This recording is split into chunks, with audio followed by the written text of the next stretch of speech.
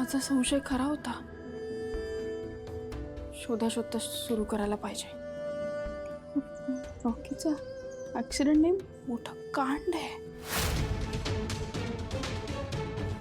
असं कसं झालं? शिवा, काय झालं? दिंडीत काय झालं का? आशू, मला सगळ्याच गोष्टी क्लिअर वाटतात, क्लिअर आठवतात. असं समज विठ्ठलानेच मला सगळी उत्तरं दिली. म्हणजे म्हणजे रॉकीचा ऍक्सिडेंट नाहीये, तो मोठा कांड झालाय. अरे एक मिनिट, म्हणजे? अरे हे बघ, म्हणजे मी रॉकीला घ्यायला जाणार होते, तो वस्तीत मला भेटणार होता, बरोबर? म्हणजे पानागँग पण हेच बोलली होती की तो तयार आहे, तू त्याला घ्यायला जा. पण मग तो रस्त्यात कुठून आला, तेही धावत. हे बघ आशू, मला त्या दिवशी ना जे काही घडलं ते असं एकदम क्लिअर कट आठवतंय.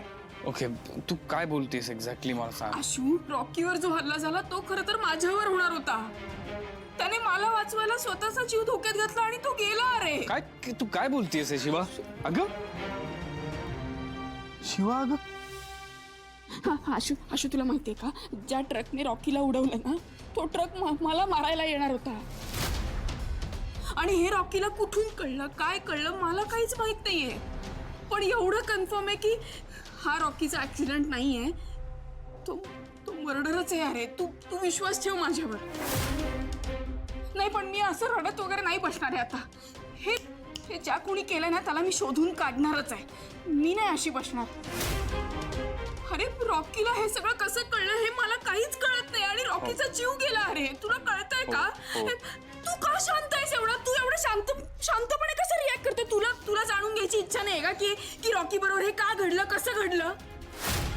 तू का हायपर होतीस एवढी? शांत हो. मी नाही शांत होणार आहे.